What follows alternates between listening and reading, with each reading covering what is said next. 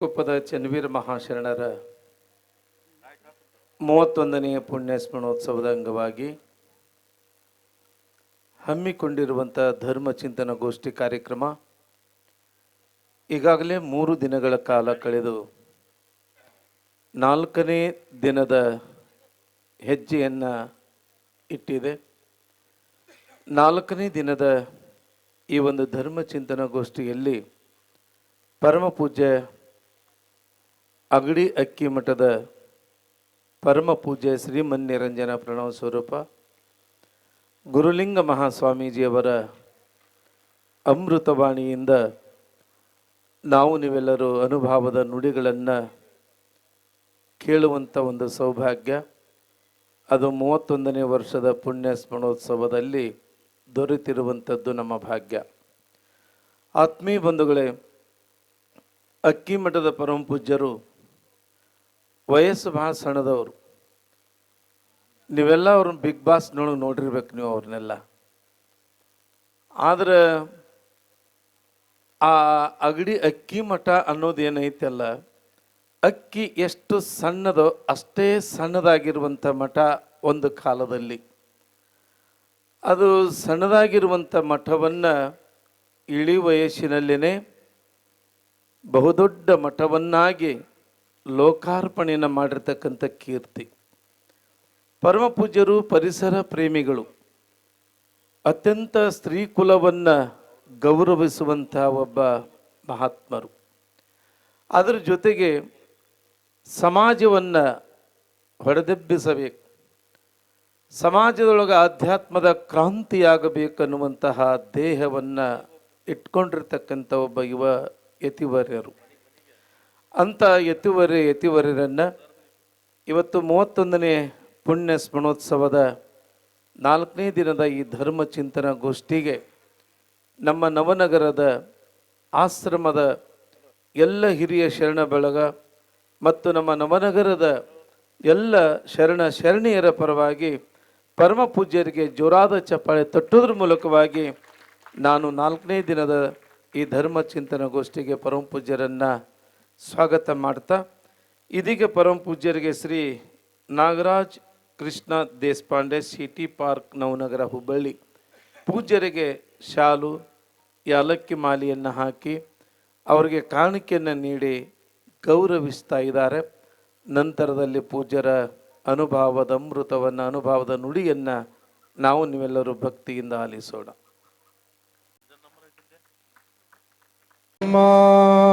ಗುರು ವಿಷ್ಣು ಗುರುದೇವೋ ಮಹೇಶ್ವರಃ, ಗುರು ಸಾಕ್ಷಾತ್ ಪರಬ್ರಹ್ಮ ತಸ್ಮೈ ಶ್ರೀ ಗುರವೇ ನಮಃ. ತಸ್ಮೈ ಶ್ರೀ ಗುರವೇ ನಮಃ. ತಸ್ಮೈ ಶ್ರೀ ಗುರವೇ ನಮಃ. ಬಸವಣ್ಣನೇ ತಾಯಿ, ಬಸವಣ್ಣನೇ ತಂದೆ, ಬಸವಣ್ಣನೇ ಪರಮ ಬಂಧು ಎನಗೆ. ವಸುದೀಶ ಕಪಿಲ ಸಿದ್ಧ ಮಲ್ಲಿಕಾರ್ಜುನ, ನಿಮ್ಮ ಹೆಸರಿಟ್ಟ ಗುರು ಬಸವಣ್ಣನಯ್ಯ. ನಿಮ್ಮ ಹೆಸರಿಟ್ಟ ಗುರು ಬಸವಣ್ಣನಯ್ಯ. ನಿಮ್ಮ ಹೆಸರಿಟ್ಟ ಗುರು ಬಸವಣ್ಣನಯ್ಯ. ಜಗದಗಲ ಮುಗಿಲಗಲ ಮಿಗೆಯಗಲ ನಿಮ್ಮಗಲ, ಪಾತಾಳದಿಂದ ತತ್ತ ನಿಮ್ಮ ಶ್ರೀ ಚರಣ, ಬ್ರಹ್ಮಾಂಡದಿಂದ ತತ್ತ ನಿಮ್ಮ ಶ್ರೀ ಮುಕುಟ. ಅಗಮ್ಯ ಅಗೋಚರ ಅಪ್ರತಿಮಲಿಂಗವೇ, ಕೂಡಲ ಸಂಗಮ ದೇವ, ನೀವೆನ್ನ ಕರಸ್ಥಲಕ್ಕೆ ಬಂದು ಚುಳುಕಾದಿರಯ್ಯ.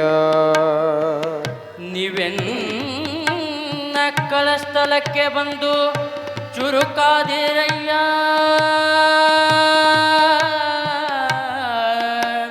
ಎನ್ನ ಕರಸ್ಥಲಕ್ಕೆ ಬಂದು ಚುರು ಗುರು ಕಾದಿರಯ್ಯ.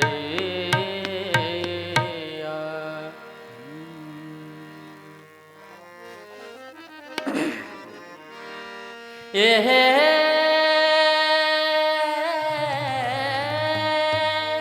ಆಹಾ. ಶರಣರ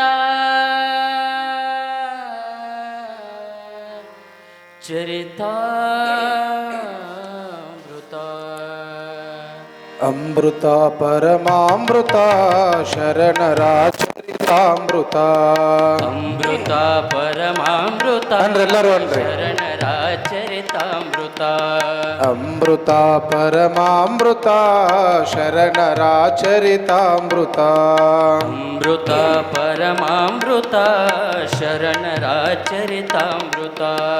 ಅಂತರಂಗದ ಅಮೃತ ಅಂತರನುಭವದಮೃತ. ಅಂತರಂಗದ ಅಮೃತ ಅಂತರನುಭವದಮೃತ. ಅಂತರಂಗದ ಅಮೃತ ಅಂತರನುಭವದಮೃತ. ಅಂತರಂಗದ ಅಮೃತ ಅಂತರನುಭವದಮೃತ. ಅಮೃತ ಪರಮಾಮೃತ ಶರಣರ ಚರಿತಾಮೃತ. ಅಮೃತ ಪರಮಾಮೃತ ಶರಣರ ಚರಿತಾಮೃತ. ನೀತಿ ಪ್ರೀತಿ ಭಾವ ಭಕ್ತಿ ಸುರಿಸುವ ಕರುಣಾಮೃತ. ನೀತಿ ಪ್ರೀತಿ ಭಾವ ಭಕ್ತಿ ಸುರಿಸುವ ಕರುಣಾಮೃತ. ನೀತಿ ಪ್ರೀತಿ ಭಾವ ಭಕ್ತಿ ಸುರಿಸುವ ಕರುಣಾಮೃತ. ನೀತಿ ಪ್ರೀತಿ ಭಾವ ಭಕ್ತಿ ಸುರಿಸುವ ಕರುಣಾಮೃತ. ನ್ಯಾಯ ನಿಷ್ಠೆ ಸೌಮ್ಯ ಕಾಯಕ ನ್ಯಾಯ ನಿಷ್ಠೆ ಸೌಮ್ಯ ಕಾಯಕ ಕಲಿಸುವ ಜೀವಾಮೃತ. ಅಮೃತ ಪರಮಾಮೃತ ಶರಣರ ಚರಿತಾಮೃತ. ಅಮೃತ ಪರಮಾಮೃತ ಶರಣರ ಚರಿತಾಮೃತ. ಸಾವು ನೋವಿಗೆ ದಾರಿ ತೋರುವ ನಿತ್ಯ ನೂತನದಮೃತ. ಸಾವು ನೋವಿಗೆ ದಾರಿ ತೋರುವ ನಿತ್ಯ ನೂತನದಮೃತ. ಸಾವು ನೋವಿಗೆ ದಾರಿ ತೋರುವ ನಿತ್ಯ ನೂತನದಮೃತ. ಸಾವು ನೋವಿಗೆ ದಾರಿ ತೋರುವ ನಿತ್ಯ ನೂತನದಮೃತ. ಮನದ ಮೈಲಿಗೆ ತೊಳೆಯುವಂತ ಮನದ ಮೈಲಿಗೆ ತೊಳೆಯುವಂತ ಮಂಗಲದ ಮಹದಮೃತ. ಅಮೃತ ಪರಮಾಮೃತ ಶರಣರ ಚರಿತಾಮೃತ. ಅಮೃತ ಪರಮಾಮೃತ ಶರಣರ ಚರಿತಾಮೃತ. ಭಕ್ತಿಯೇ ಭಕ್ತಾಮೃತ ಜ್ಞಾನವೇ ಜ್ಞಾನಾಮೃತ. ಭಕ್ತಿಯೇ ಭಕ್ತಾಮೃತ ಜ್ಞಾನವೇ ಜ್ಞಾನಾಮೃತ. ಭಕ್ತಿಯೇ ಭಕ್ತಾಮೃತ ಜ್ಞಾನವೇ ಜ್ಞಾನಾಮೃತ. ಭಕ್ತಿಯೇ ಭಕ್ತಾಮೃತ ಜ್ಞಾನವೇ ಜ್ಞಾನಾಮೃತ. ಭಕ್ತಿ ಜ್ಞಾನ ವೈರಾಗ್ಯದ ಭಕ್ತಿ ಜ್ಞಾನ ವೈರಾಗ್ಯದ ಶರಣರ ಚರಿತಾಮೃತ. ಅಮೃತ ಪರಮಾಮೃತ ಶರಣರ ಚರಿತಾಮೃತ. ಅಮೃತ ಪರಮಾಮೃತ ಶರಣರ ಚರಿತಾಮೃತ. ಅಷ್ಟಾವರಣ ಪಂಚಾಚಾರ 6 ಸ್ಥಳಗಳದಮೃತ. ಅಷ್ಟಾವರಣ ಪಂಚಾಚಾರ 6 ಸ್ಥಳಗಳದಮೃತ. ಅಷ್ಟಾವರಣ ಪಂಚಾಚಾರ 6 ಸ್ಥಳಗಳದಮೃತ. ಅಷ್ಟಾವರಣ ಪಂಚಾಚಾರ 6 ಸ್ಥಳಗಳದಮೃತ. ಶ್ರೇಷ್ಠ ಕಾಯಕ ದಾಸೋಹದ ಶ್ರೇಷ್ಠ ಕಾಯಕ ದಾಸೋಹದ ಅನುಭವದ ಚರಿತಾಮೃತ. ಅಮೃತ ಪರಮಾಮೃತ ಶರಣರ ಚರಿತಾಮೃತ. ಅಮೃತ ಪರಮಾಮೃತ ಶರಣರ ಚರಿತಾಮೃತ. ಶರಣರ ಚರಿತಾಮೃತ. ಶರಣರ ಚರಿತಾಮೃತ. ಶರಣರ ಚರಿತಾಮೃತ. ಶರಣರ ಚರಿತಾಮೃತ. ಶರಣರ ಚರಿತಾಮೃತ. ಓಂ ಶ್ರೀ ಗುರು ಬಸವಲಿಂಗಾಯ ನಮಃ. ಧರೆಯ ದೇಗುಲವನ್ನುದ್ಧರಿಪ ಗುರುಮೂರ್ತಿ, ದೇವನಾನತಿಯನ್ನೊತ್ತು ಮುನ್ನಡೆದ ಸತ್ಕೀರ್ತಿ, ಜ್ಞಾನ ದಾಸೋಹ ಅನುಭವದ ಶಿವಮೂರ್ತಿ, ಶತಕೋಟಿ ಶರಣಾರ್ಥಿ ಬಸವಗುರು ಮಹಾಮೂರ್ತಿ. ಪ್ರಾತಸ್ಮರಣರಾಗಿರುವಂತಹ ಬಸವಾದಿ ಶಿವಶರಣರನ್ನ, ವಿಶ್ವದ ಎಲ್ಲ ಮಹಾ ದಾರ್ಶನಿಕರನ್ನ ಸ್ಮರಣೆ ಮಾಡಿ, ಲೋಕ ಪೂಜ್ಯರು, ಲೋಕದ ಒಡೆಯರು, ಬಂದ ಭಕ್ತರ ಕಷ್ಟಗಳನ್ನು ದೂರ ಮಾಡ್ತಕ್ಕಂಥ ಮಹಾಮಹಿಮಾ ಚಿಕ್ಕೇನಕೊಪ್ಪದ ಚನ್ನವೀರ ಶರಣರ ಕರ್ತೃಗದ್ದಿಗೆಗೆ ಭಕ್ತಿಯಿಂದ ಹಣೆಮಣಿದು, ಜಂಗಮ ಜ್ಯೋತಿ ಮಹಾತಪಸ್ವಿ ಲೋಕಪೂಜ್ಯರಾದ ಅಥಣಿಯ ಮುರುಘೇಂದ್ರ ಮಹಾಶಿವೈಗಳವರನ್ನ, ಧಾರವಾಡದ ಮೃತ್ಯುಂಜಯ ಮಹಾಂತಪ್ಪಗಳನ್ನು, ಹಾನಗಲ್ಲ ಗುರುಕುಮಾರ ಮಹಾಶಿವೈಗಳನ್ನು, ಎನ್ನ ಆರಾಧ್ಯ ಗುರುವರರನ್ನ ಮನದಲ್ಲಿ ಧ್ಯಾನಿಸಿಕೊಂಡು, ಎರಡನೆಯ ಕುಂಭಮೇಳ ಅಂತಲೇ ಇತಿಹಾಸವನ್ನು ನಿರ್ಮಾಣ ಮಾಡಿರ್ತಕ್ಕಂತಹ ಭಕ್ತಾನುರಾಗಿಯಾಗಿರ್ತಕ್ಕಂಥ ಕೊಪ್ಪಳದ ಗವಿಸಿದ್ದೇಶನನ್ನು ಕೂಡ ಮನದಲ್ಲಿ ಧ್ಯಾನಿಸಿಕೊಂಡು, 4ನೇ ದಿನದ ಧರ್ಮಸಭೆಯ ಈ ಒಂದು ಚಿಂತನಗೋಷ್ಠಿಯ ವೇದಿಕೆ ಮೇಲೆ ಇನ್ನೇನು ಕೆಲವೇ ನಿಮಿಷಗಳಲ್ಲಿ ಕಾರ್ಯಕ್ರಮಕ್ಕೆ ಆಗಮಿಸಲಿರುವ ಶ್ರೀಮಠದ ಒಡೆಯರು, ಮಾತೃ ಸ್ವರೂಪಿಗಳು, ಮಾರ್ಗದರ್ಶಕರು, ಹಿರಿಯರು ಆಗಿರ್ತಕ್ಕಂತಹ ಪರಮ ಪೂಜ್ಯ ಶಿವಶಾಂತವೀರ ಮಹಾಶ್ರೀಗಳ ಪಾದಕ್ಕೆ ಭಕ್ತಿಯಿಂದ ಹಣೆಮಣಿದು, ಸಂಗೀತ ಸೇವೆಯಲ್ಲಿ ಸೇವೆಯನ್ನು ಸಲ್ಲಿಸ್ತಿರ್ತಕ್ಕಂಥ ಪ್ರೀತಿಯ ಸಂಗೀತ ಕಲಾ ಬಳಗವೇ, ಮಾಧ್ಯಮದ ಮಿತ್ರರೇ, ಶಿವಾರ್ಥಿಗಳೇ, ದಾಸೋಹಿಗಳೇ, ಶರಣ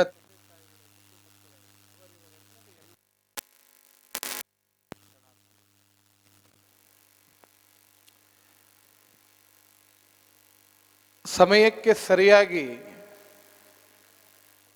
ಕಾರ್ಯಕ್ರಮ ಅಂತರೂ ಪ್ರಾರಂಭ ಆಗ್ತದೆ.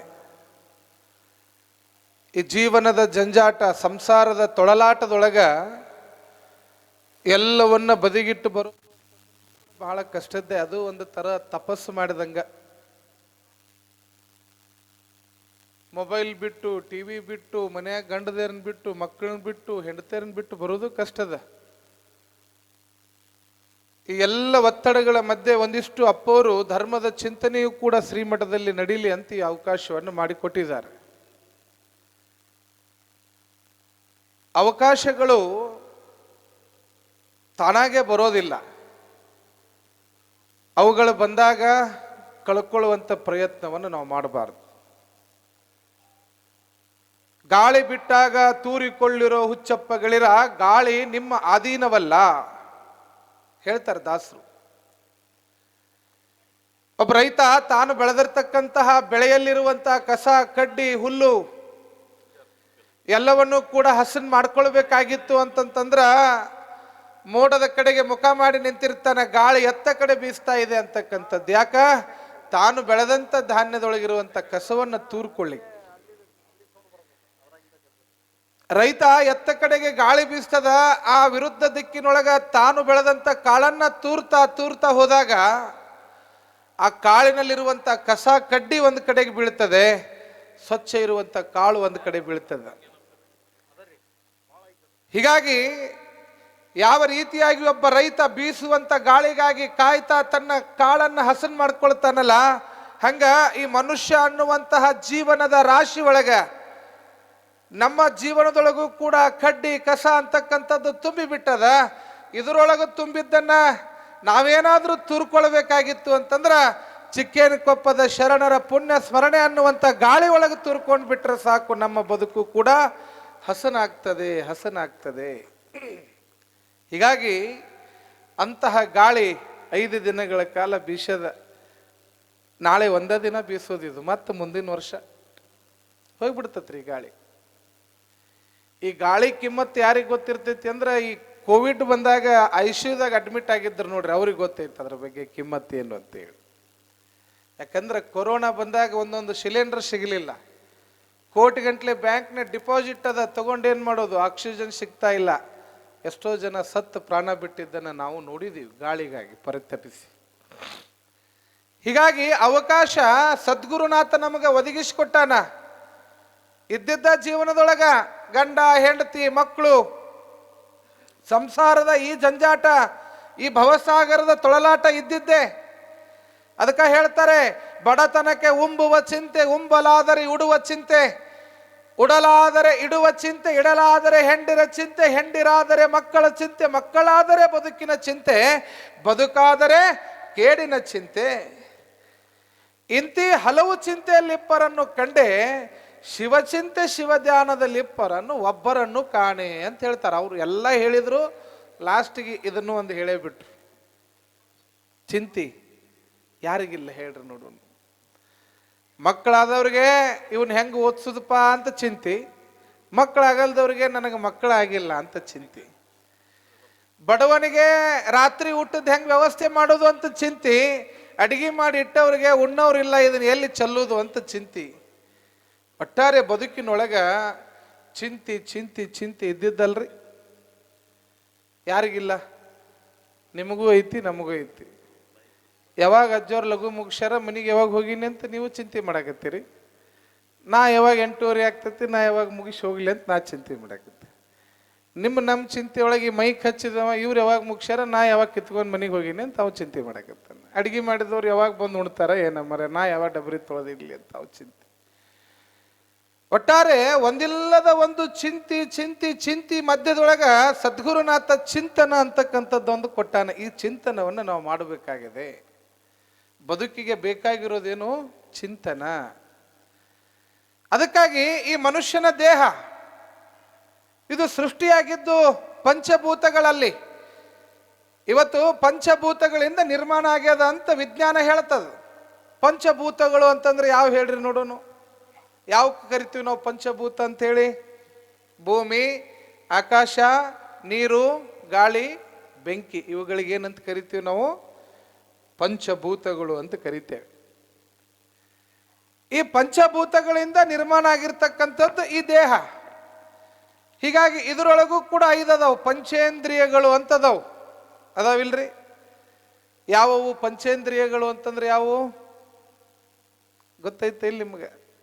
ಇವತ್ತು ಯಾಕೋ ಕುರ್ಚಿ ಭಾಳ ಖಾಲಿ ಅದಾವ, ಏನೋ ಬರ್ಬೇಕೋ ಬೇಡ ಒಂದು ಚಿಂತೆ ಮಾಡಕತ್ತಾರ, ಗೊತ್ತಿಲ್ಲ. ಪಂಚೇಂದ್ರಿಯಗಳು ಅಂತದವು.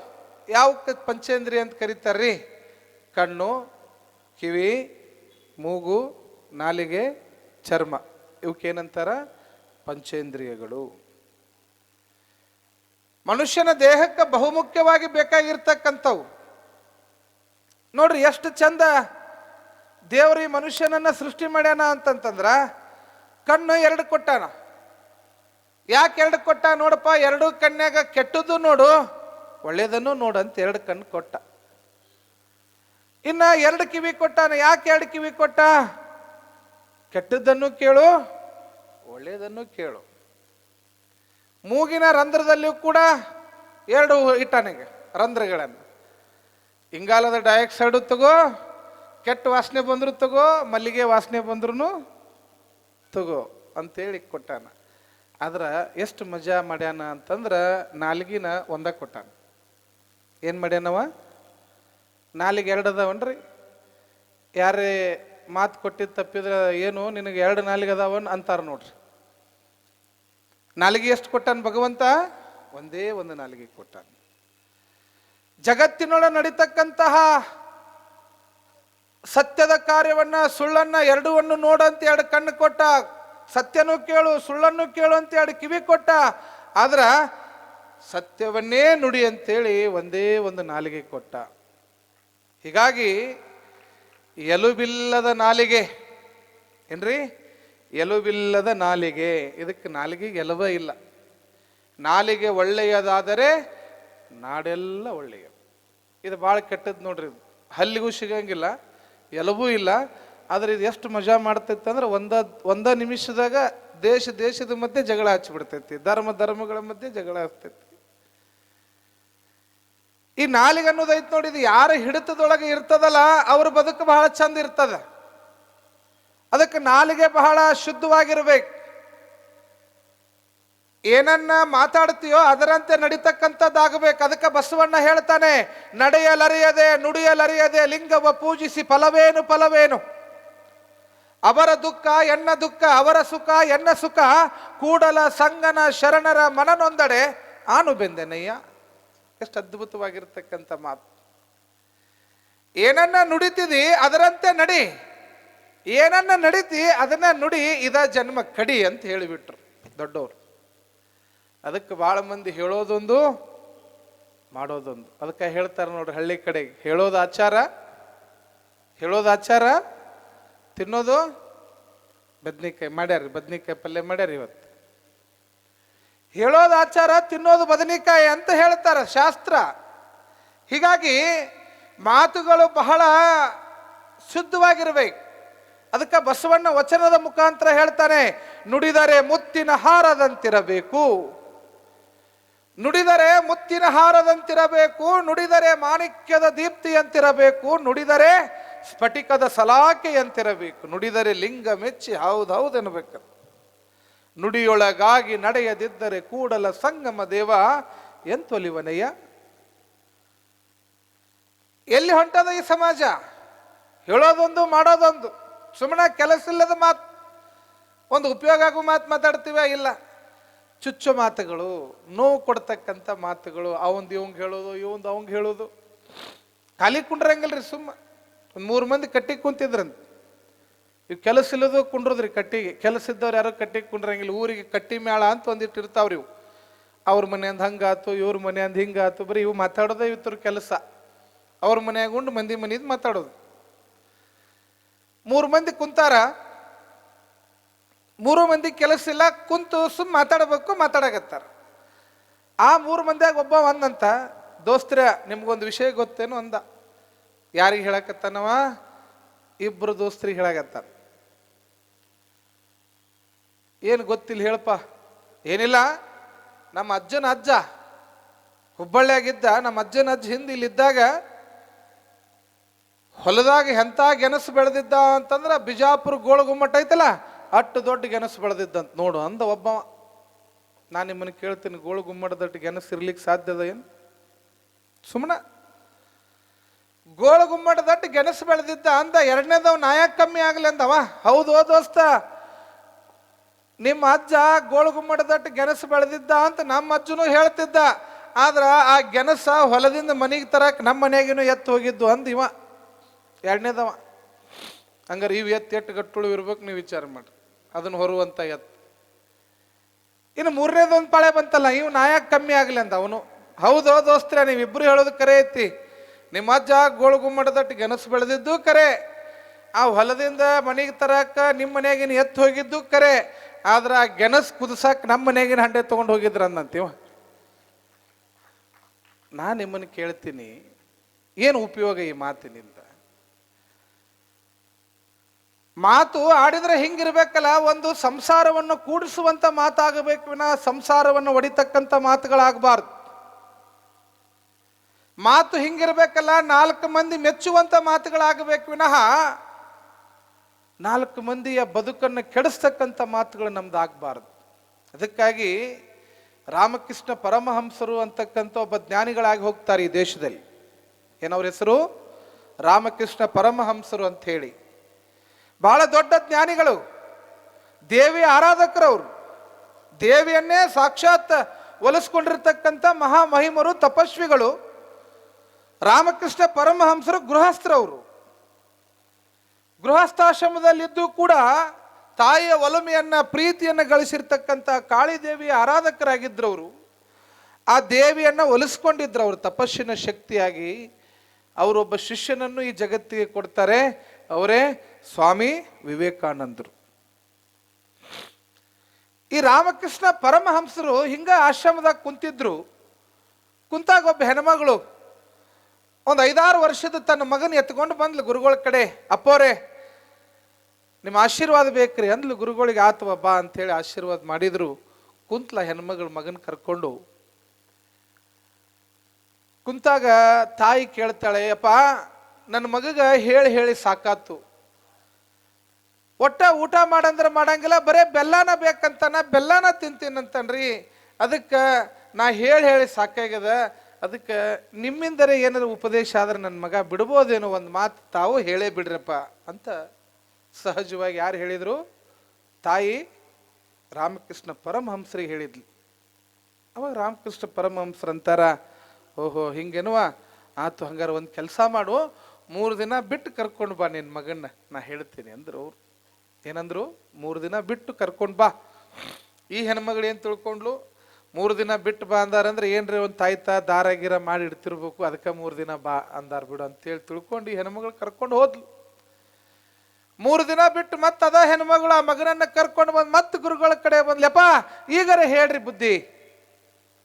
ಮತ್ತಪ್ಪವರು ವಿಚಾರ ಮಾಡಿ, ಇಲ್ವಾ ಬಂದ ಬಿಟ್ಟಿದಿ, ಇನ್ನೊಂದು ಕೆಲಸ ಮಾಡಿ, ಇನ್ನು 2 ದಿನ ಬಿಟ್ಟು ಕರ್ಕೊಂಡು ಬಾ ಅಂದುಬಿಟ್ರು. ಮತ್ತೆ ಓಹೋ ಇನ್ನೂ ಏನೋ ಪೂಜೆ ಮಾಡ್ರಂಗೆ ಕಾಣಂಗಿಲ್ಲ ಅಪ್ಪವರು, ಇರಲಿ ಅಂಥೇಳಿ ಮತ್ತೆ ಹೋದ್ಲು. ಮತ್ತೆ 2 ದಿನ ಬಿಟ್ಟು ಮತ್ತೆ ಮಗನ ಕರ್ಕೊಂಡ ಬಂದ್ಲು. ಬಂದ್ಮೇಲೆ ಅವಾಗ ಅಪ್ಪವರು ಆ ಮಗನನ್ನು ಕರ್ಕೊಂಡು ಕುಂಡ್ರಿಸಿ ಒಂದು ಹನಿಗೆ ಒಂದಿಷ್ಟು ಭಸ್ಮ ಹಚ್ಚಿದಂಗೆ ಮಾಡಿ, ನೋಡು ತಮ್ಮ, ನೋಡಪ್ಪ, ಬೆಲ್ಲ ತಿಂದ್ರ ಹೊಟ್ಯಾಗ ಜಂತ ಆಗ್ತಾವೋ, ಹೊಟ್ಯಾಗ ಜಂತ ಆದ್ರ ಹೊಟ್ಟೆ ಕೆಡ್ತದ, ಹೊಟ್ಟೆ ಕೆಡ್ತು ಅಂದ್ರೆ ಆರೋಗ್ಯ ಕೆಡ್ತದ, ಜ್ವರ ಬರ್ತಾವ, ಅದಕ್ಕೆ ಇವತ್ತಿಂದ ಬೆಲ್ಲ ತಿನ್ನೋದು ಬಿಡಪ್ಪ ಅಂತ ಹೇಳಿ ಅವಂಗೊಂದಿಷ್ಟು ಪ್ರಸಾದ ಕೊಟ್ಟು ಕಲ್ಸಕ್ರಿ ಕೊಟ್ಟು ಕಳಿಸಿದ್ರು.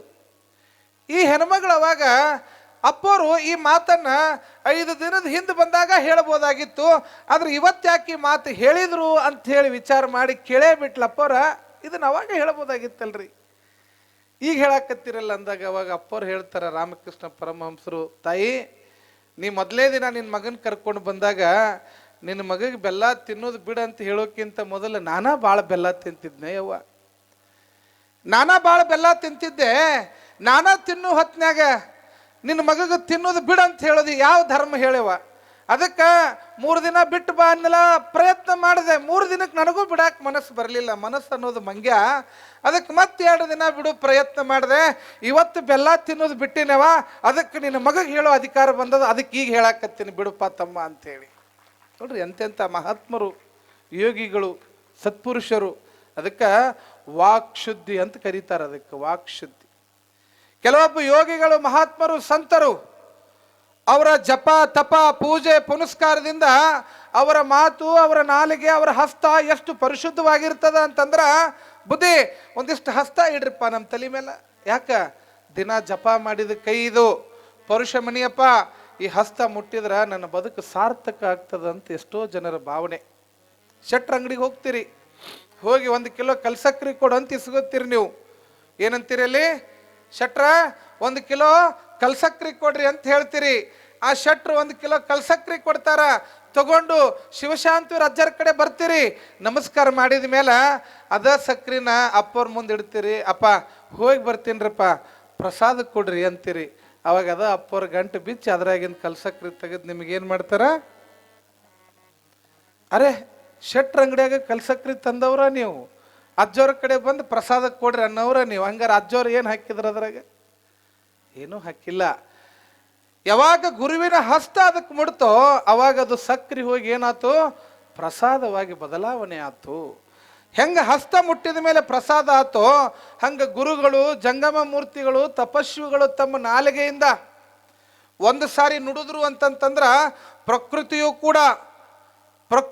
ಕೂಡ ಮಹಾತ್ಮರ ಮಾತನ್ನ ಕೇಳ್ತದಂತ. ಅಷ್ಟು ಶಕ್ತಿ ಒಬ್ಬ ಜಂಗಮನ ಮಾತಿನೊಳಗಿರ್ತದಂತ, ಆ ನುಡಿ ಒಳಗಿರ್ತದಂತ. ಅದಕ್ಕೆ 1 ಸಾರಿ ಹೇಳಿಬಿಡ್ರಿ ಬುದ್ಧಿ, ನಮಗೆ ಆಶೀರ್ವಾದ ಮಾಡ್ರಿ ಬುದ್ಧಿ ಅನ್ನೋದು ಅದಕ್ಕನ. ಇಲ್ಲೇ ಬೆಳಗಾವಿ ಜಿಲ್ಲೆ ಅಥಣಿ ಒಳಗ ಮುರುಘೇಂದ್ರ ಮಹಾಶಿವಗಳಂತ ಆಗಿ ಹೋಗ್ತಾರೆ. ಎಂಥ ತಪಸ್ವಿಗಳು ಅಂತಂತಂದ್ರ, ಇಲ್ಲಿ ಸವದತ್ತಿ ಕಲ್ಮಠದೊಳಗ ಬಿದಿರಿ ಕುಮಾರ ಮಹಾಸ್ವಾಮಿಗಳು ಬಸವ ಪುರಾಣ ಇಟ್ಟಿರ್ತಾರೆ. ಆ ಬಸವ ಪುರಾಣ ಮಂಗಲಕ್ಕ ಹಾನಗಲ ಕುಮಾರ ಶಿವಗಳು ಬಂದಿರ್ತಾರ, ಅಥಣಿ ಮುರುಘೇಂದ್ರ ಶಿವಗಳು ಬಂದಿರ್ತಾರ, ಬೆಳ್ಳೂರು ಗುರುಬಸಪ್ಪಗಳು ಬಂದಿರ್ತಾರ. ನಾಡಿನ ಎಲ್ಲ ಜಂಗಮ ವರೇಣ್ಯರು ಎಲ್ಲಿ ಬಂದಿರ್ತಾರ್ರಿ? ಇದೇ ಸವದತ್ತಿಯ ಕಲ್ಮಠಕ್ಕೆ ಬಂದಿರ್ತಾರ. ಬಹುಶಃ ತಾವೆಲ್ಲ ಆ ಕಡೆ ಸವದತ್ತಿಗದು ಹೋದ್ರೆ ಬರೀ ಎಲ್ಲಮ್ಮನ ಗುಡ್ಡಕ್ಕೆ ಹೋಗಬೇಡ್ರಿ, ಅಲ್ಲೇ ಒಂದಿಷ್ಟು ತೆಗ್ನ್ಯಾಗ ಇಳಿರಿ, ಅಲ್ಲೇ ಕಲ್ಮಠನೂ ಸಿಗ್ತೈತಿ ನಿಮಗೆ. ಎಲ್ಲಮ್ಮನ ಗುಡ್ಡಕ್ಕೆ ಹೋಗೋದು, ಭಂಡಾರ ಬಡ್ಕೊಂಬರೋದು ಭಾಳ ಮಂದಿ ನಮ್ಮವ್ರು ಹೋಗಿ. ಆದರೆ ವಿರಕ್ತ ಜಂಗಮ ಸ್ವರೂಪಿಗಳ ತಪಸ್ಸು ಮಾಡಿರ್ತಕ್ಕಂಥ ಜಾಗನೂ ಅದ ಅಲ್ಲಿ ಸವದತ್ತಿ ಒಳಗೆ. ಆ ಸವದತ್ತಿ ಕಲ್ಮಠದೊಳಗೆ ಬಸವ ಪುರಾಣ ನಡೆದದ. ಮಂಗಲಕ್ಕ ಲಕ್ಷಾಂತರ ಜನ ಪ್ರಸಾದಕ್ಕೆ ಕುಂತಾರ. ಇನ್ನೇನು ಜಂಗಮ ವರೇಣ್ಯರು ಬಂದಂತ ಭಕ್ತರು ಪ್ರಸಾದ ಮಾಡ್ಬೇಕು ಅನ್ನೋದ್ರಾಗ ಮೋಡ ಕವದು ಇನ್ನೇನು ಮಳಿ ಸುರಿಸ್ಬೇಕು ಅನ್ನೋದ್ರಾಗನ ಬಿದಿರಿ ಕುಮಾರ ಸ್ವಾಮಿಗಳು ಅಲ್ಲಿರ್ತಕ್ಕಂಥ ಭಕ್ತರು ಎಲ್ಲ ಹೋಗಿ, ಅಪ್ಪ ಬಸವ ಪುರಾಣ ಅಪ್ಪನ ಮಂಗಲಕ್ಕೆ ಮಳಿ ಬಂತು ಅಂದ್ರೆ ಭಕ್ತಗಣಗಳಿಗೆ ಪ್ರಸಾದಕ್ಕೆ ತೊಂದರೆ ಆಗ್ತೈತ್ರಿ ಬುದ್ಧಿ, ಹೆಂಗೆ ಮಾಡೋದು ಅಂತಂದಾಗ ಅತನಿ ಶಿವಯೋಗಿಗಳು, ಯಪ್ಪ ಬಸವಣ್ಣ ತನ್ನ ಕಾರ್ಯವನ್ನು ಯಾವತ್ತೂ ಕೆಡಿಸ್ಕೊಳಂಗಿಲ್ಲಪ್ಪ, ತಡೀರಿ ನೀವು ಅಂತ ಹೇಳಿ ಆಕಾಶದ ಕಡೆಗೆ ಹೋಗಿ, ಯಪ್ಪ ಮೇಘರಾಜ, ಇಲ್ಲಿ ಬಸವ ಪುರಾಣ ಮಂಗಲಕ್ಕೆ ಭಕ್ತಗಣಗಳು ಜಂಗಮ ಅವರೇನಾರು ಪ್ರಸಾದ ಕುಂತಾರಪ್ಪ, ಅವರಿಗೆ ತೊಂದರೆ ಕೊಡಬೇಡ ಅಂತ ಹಿಂಗೆ ಕೈ ಮಾಡಿದ್ರಂತ. ಆ ಗಣಗಳ ಮೇಲೆ ಮಳೆನೇ ಬರಲಿಲ್ಲ ಅಂತ, ಪಕ್ಕಕ್ಕೆ ಮಳೆ ಆಗ್ತಿತ್ತು, ಆದ್ರೆ ಒಬ್ಬರಿಗೂ ಒಂದು ಹನಿ ನೀರು ಸಿಡಿಲಿಲ್ಲ ಅಂತಕ್ಕಂಥದ್ದು ಇದು ಮಹಾತ್ಮರ ಶಕ್ತಿ. ಅವ್ರು ಏನು ನುಡಿತಾರಲ್ಲ ಅದನ್ನ ನಡೆಸ್ತಕ್ಕಂಥದ್ದು ಆ ಭಗವಂತನೂ ಕೂಡ ನಡೆಸ್ತಾನಂತದನ್ನು. ಅದಕ್ಕೆ ಗುರುವಿನಕ್ಕಿಂತ ದೊಡ್ಡವರು ಮತ್ತೊಬ್ಬರಿಲ್ಲ, ಗುರುದೋದ್ ಅಧಿಕಂ ಅಂತ ಹೇಳ್ತಾರೆ. ಅದಕ್ಕೆ ಗುರುವಿನಕ್ಕಿಂತ ಅಧಿಕವಾಗಿರ್ತಕ್ಕಂಥದ್ದು ಏನೂ ಇಲ್ಲ. ಪ್ರಕೃತಿಯೂ ಕೂಡ ಆ ಒಂದು ವಾತಾವರಣಕ್ಕೆ ಗುರುವಿನ ಮಾತಿನೊಳಗೆ ನುಡಿ ಒಳಗೆ ಬಂದೈತೆ ಅಂದ್ರೆ ಅದನ್ನು ನಡೆಸಲಿಕ್ಕೆ ಭಗವಂತನು ಕೂಡ ಪಾಳೆ ಹಚ್ಚಿ ನಿಂತಿರ್ತಾನ. ಇಲ್ಲೇ ನವಲಗುಂದ ನಾಗಲಿಂಗಜ್ಜ ಅಂತ ಆಗಿ ಹೋಗ್ತಾನೆ, ಬಹಳ ದೊಡ್ಡ ತಪಸ್ವಿ ಆತ. ಯಾವತ್ತು ಕೈಯಾಗ ಕೊಡ್ಲಿ ಜೋಳಿಗೆ, ಭಾರಿ ದೊಡ್ಡ ತಪಸ್ವಿ ಆತ. ಬಹುಶಃ ನವಲಗುಂದ ನಾಗಲಿಂಗಜ್ಜ, ಗರಗದ ಮಡಿವಾಳಪ್ಪನವರು, ಹುಬ್ಬಳ್ಳಿ ಸಿದ್ಧಾರೂಢರು, ಇವರೆಲ್ಲ ಒಂದೇ ಕಾಲಘಟ್ಟದವ್ರು. ಇವರೆಲ್ಲ ಅತನಿ ಶಿವಯೋಗಿಗಳಾಗಿರ್ಬೋದು, ಹಾನಗಲ್ ಕುಮಾರ ಶಿವಯೋಗಿಗಳಾಗಿರ್ಬೋದು, ಹುಕ್ಕೇರಿ ಮಠದ ಶಿವಬಸವ ಸ್ವಾಮಿಗಳಾಗಿರ್ಬೋದು, ಪಂಚಾಕ್ಷರಿ ಗವಾಯಿಗಳಾಗಿರ್ಬೋದು, ಇದೆಲ್ಲ ಒಂದು 19ನೇ ಶತಮಾನ ಏನೈತಲ್ಲ ಅದೊಂದು ಕಾಲಘಟ್ಟ. ಯೋಗಿಗಳು, ತಪಸ್ವಿಗಳು, ಸಿದ್ಧ ಪುರುಷರು ಬದುಕಿ ಬಾಳಿ ಹೋಗಿರ್ತಕ್ಕಂಥ ಶತಮಾನ ಅದು. ನವಲಗುಂದದ ನಾಗಲಿಂಗಜ್ಜ ಅಂತಂದ್ರೆ ಅವನ ಮಾತು ಬಹಳ ಕಠೋರ, ಅಷ್ಟ ಸಿಟ್ಟು ಉಗ್ರ ಸ್ವರೂಪಿ ಆತ. ಎಂತಹ ಶಕ್ತಿ ಇತ್ತು ನವಲಗುಂದದ ನಾಗಲಿಂಗಜ್ಜನೊಳಗ ಅಂತಂತಂದ್ರ, ಹೌದು ಅನ್ನೋದು ಅಲ್ಲ ಮಾಡ್ತಿದ್ದ, ಅಲ್ಲ ಅನ್ನೋದು ಹೌದು ಮಾಡುವಂಥ ತಾಕತ್ತು ನವಲಗುಂದ ನಾಗಲಿಂಗಜ್ಜನ ಕಡೆ ಇತ್ತು. ಒಂದು ದಿನ ನವಲಗುಂದದಿಂದ ಸಿದ್ಧಾರೂಢರನ್ನ ಭೇಟಿ ಆಗ್ಬೇಕಂತ ಹುಬ್ಬಳ್ಳಿ ಕಡೆಗೆ ಬರಾಕತ್ತಿದ್ದ. ಈಗೆಲ್ಲ ಕಾರ್ ಅದಾವು, ಹೆಲಿಕಾಪ್ಟರ್ ಅದಾವು, ವಿಮಾನ ಅದಾವು. ಅವಾಗೆಲ್ಲ ಯೋಗಿಗಳು ಎಲ್ಲ ಪಾದಚಾರಿಗಳಾಗೇ ನಡ್ಕೊಂಡು ಹೋಗ್ತಿದ್ರು, ಪಾದಯಾತ್ರೆನೇ ಮಾಡ್ತಿದ್ರು. ಹಿಂಗೆ ನವಲಗುಂದ ನಾಗಲಿಂಗಜ್ಜ ನವಲಗುಂದ ಬಿಟ್ಟು ಹುಬ್ಬಳ್ಳಿ ಕಡೆ ಬರಾಕತ್ತಾನ, ದಾರಿಯುದ್ದಕ್ಕೂ ಬರಾಕತ್ತಾನ. ಅವಂದು ದಿನ ಏನು ಕಾಯಕ ಅಂತಂದ್ರ, ದಿನ ಒಂದು 5 ಮನಿ ಭಿಕ್ಷಾ ಬೇಡೆ ಪ್ರಸಾದ ಮಾಡೋದು. ಅದು ಜಂಗಮನ ನಿಯಮನೂ ಕೂಡ ಅದೇ. ಪ್ರಸಾದ ಯಾವತ್ತು ಕುಂತಲ್ಲೇ ಬರೋದಲ್ಲ, ಪ್ರಸಾದ ಇದ್ದಲ್ಲಿಗೆ ಹೋಗಿ ಬೇಡಿ ತಿನ್ನೋದು. ಅದಕ್ಕೆ ತಿರ್ಕೊಂಡು ಬಂದು ಕರ್ಕೊಂಡು ಉಣ್ಣುವಂತಹ ಪರಂಪರೆ ಯೋಗಿಗಳದು, ಮಹಾತ್ಮರದು, ಸಿದ್ಧ ಪುರುಷರದು. ಹೀಗಾಗಿ ನವಲಗುಂದ ನಾಗಲಿಂಗಜ್ಜ ಹಿಂಗೆ ಹುಬ್ಬಳ್ಳಿ ಕಡೆಗೆ ಬರಾಕತ್ತಾನ. ಬರೋ ಮುಂದೆ ಒಂದು ಊರು ಬಂತು. ಆ ಊರ ಮೇಲೆ ಒಂದು ಗುಡಿಸ್ಲದ ಕಟ್ಟಿ ಮೇಲೆ ಒಂದು ಮುದುಕಿ ಕುಂತಿತ್ತು.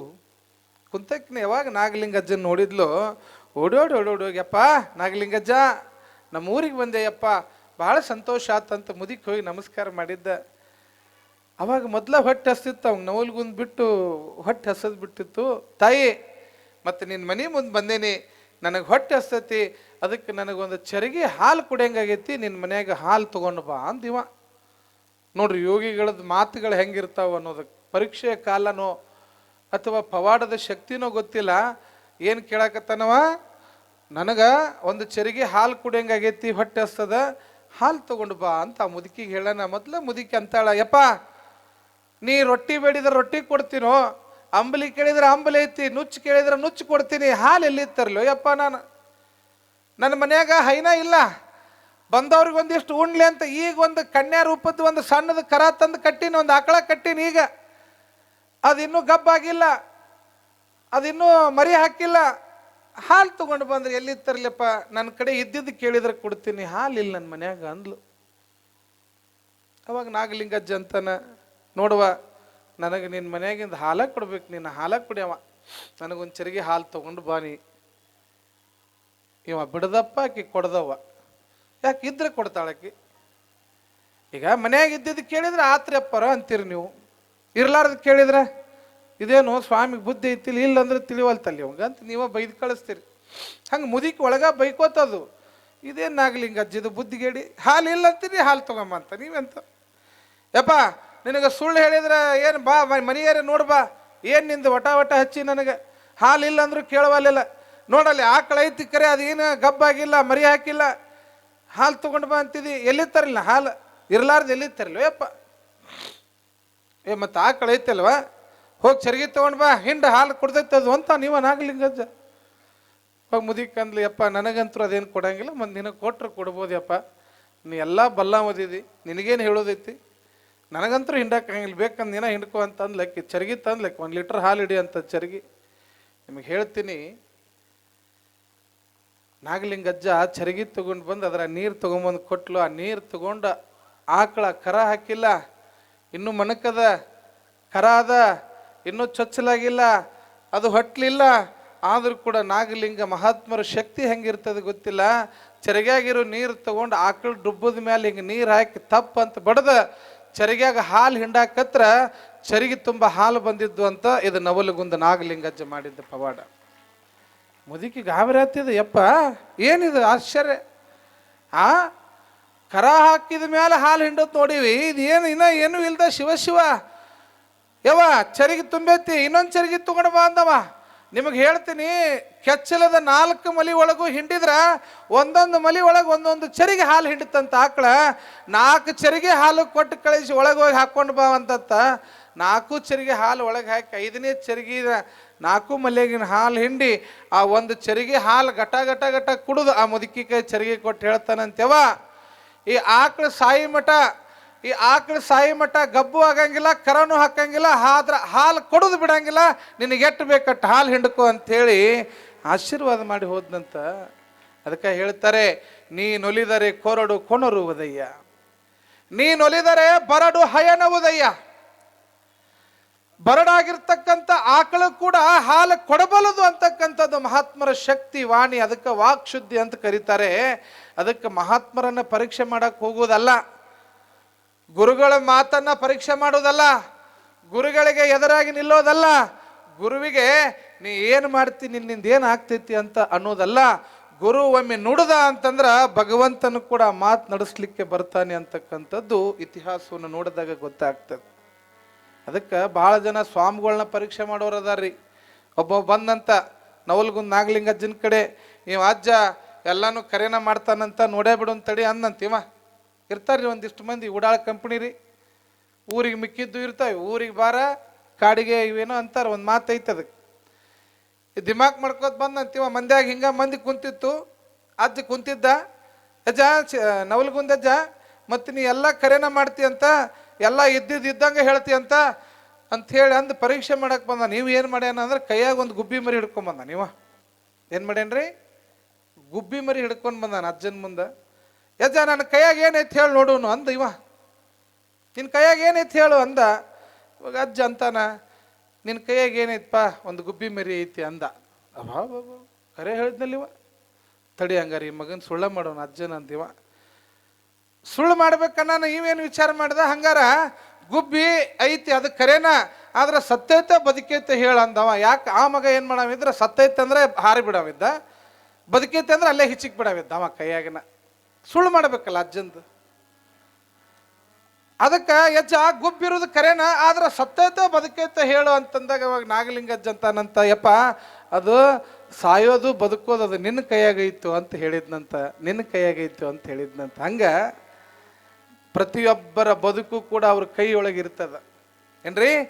ಪ್ರತಿಯೊಬ್ಬರ ಜೀವನ, ಪ್ರತಿಯೊಬ್ಬರ ಬದುಕು ಅವ್ರ ಕೈಯೊಳಗಿರ್ತದ. ಇನ್ನೊಬ್ರು ಯಾರೂ ಕೂಡ ನಿಮ್ಮ ಜೀವನವನ್ನ ರೂಪಿಸ್ಲಿಕ್ಕೆ ಆಗೋದಿಲ್ಲ. ಏನೇ ಮಾತುಗಳು ಬರಲಿ, ಏನೇ ನಿಂದನೆಗಳು ಬರಲಿ, ಇವತ್ತು ಗೊತ್ತಿರಲಿ ನಿಮಗೆ, ಈ ಜಗತ್ತಿನೊಳಗೆ ಈ ಸಮಾಜದೊಳಗ ಏನೇ ಒಳ್ಳೆ ಕೆಲಸ ಮಾಡಕ್ ಹೋದ್ರು ಈ ಸಮಾಜದಿಂದ ಮೊದಲಿಗೆ ಬರ್ತಕ್ಕಂಥದ್ದೇ ನಿಮಗೆ ಅವಮಾನ. ತಿಳ್ಕೊಂಬಿಡ್ರಿ ನೀವು. ಎಷ್ಟೇ ಒಳ್ಳೆ ಕೆಲಸ ಮಾಡಕ್ ಹೋದ್ರು ಈ ಸಮಾಜ ಕೊಡ್ತಕ್ಕಂಥ ಮರ್ಯಾದೆ ಯಾವುದು ಅಂದ್ರೆ ಮೊದಲಿಗೆ ಅವಮಾನವನ್ನು ಮಾಡ್ತದೆ. ಅವಮಾನ ಮಾಡುತ್ತಂತ ಕುಗ್ಗಬಾರ್ದು, ನನಗೆ ಯಾರೋ ಏನೋ ಅಂತಾರ ಅಂತೇಳಿ ನೋವು ಪಡ್ಕೋಬಾರ್ದು. ಆ ಒಳ್ಳೆ ಕೆಲಸ ಮಾಡೋದ್ರಿಂದ ಹಿಂದೆ ಸರಿಬಾರ್ದು. ಮಾತಾಡ್ತಾವು. ಬೊಗಳು ನಾಯಿ ಕಚ್ಚೋದಿಲ್ಲ. ಅವು ಮಾತಾಡ್ತಾವು, ಅದ್ರದ್ದು ಅವಕ್ಕ ಗೊತ್ತಿರಂಗಿಲ್ಲ, ನಿಮ್ಮದು ಮಾತಾಡ್ತಿರ್ತಾವ. ಅದಕ್ಕೆ ಅವ್ರು ಮಾತಾಡ್ತಾರ ಅಂಥೇಳಿ ನೀ ಮಾಡೋ ಕೆಲಸ ಬಿಟ್ಟೆ ಅಂದ್ರೆ ನಿನ್ನಷ್ಟು ಮೂರ್ಖರ ಯಾರೂ ಇಲ್ಲ. ಅದಕ್ಕಾಗಿ ಮಾತುಗಳು ಬರ್ತಾವ ಅಂಥೇಳಿ ಯಾರು ಒಳ್ಳೆ ಕೆಲಸ ಮಾಡ್ಕೊಂತ ಹೋಗ್ತಿರ್ತಾರ ಮೊದಲಿಗೆ ಸಿಗತಕ್ಕಂಥದ್ದೇ ಅವಮಾನ. ಆ ಅವಮಾನವನ್ನು ಮೆಟ್ಟಿ ನಿಂತು ನಾ ಒಳ್ಳೇದೇ ಮಾಡ್ತೀನಂತ ಹೋದ್ರಿ ಅಂದ್ರೆ ಯಾವ ಸಮಾಜ ನಿಮಗೆ ಅವಮಾನ ಮಾಡಿರ್ತೈತಲ್ಲ ಅದೇ ಸಮಾಜ ಒಂದಿಷ್ಟು ಅನುಮಾನವನ್ನು ಪಡಲಿಕ್ಕೆ ಪ್ರಾರಂಭ ಮಾಡುತ್ತದೆ. ಈ ಅವಮಾನ ಮತ್ತು ಅನುಮಾನವನ್ನು ಯಾರು ಎದುರಿಸಿ ಮೆಟ್ಟಿ ನಿಲ್ತಾರೆ ಅವರಿಗೆ ಯಾವ ಸಮಾಜ ಅವಮಾನ ಮಾಡಿತ್ತಲ್ಲ ಅದೇ ಸಮಾಜ ಮುಂದೊಂದು ದಿನ ವೇದಿಕೆ ಮೇಲೆ ಕರೆದು ಸನ್ಮಾನವನ್ನು ಮಾಡ್ತದೆ. ಅದಕ್ಕೆ ಮಾತಾಡೋರು ಹೆಂಗರೆ ಮಾತಾಡಲಿ, ಅವ್ರದವ್ರಿಗೆ ಗೊತ್ತಿರಂಗಿಲ್ಲ ಅಂತಕ್ಕಂಥದ್ದನ್ನು ತಿಳ್ಕೊಳ್ಬೇಕಾಗ್ತದೆ. ಸದ್ಗುರುವಿನಡಿಗೆ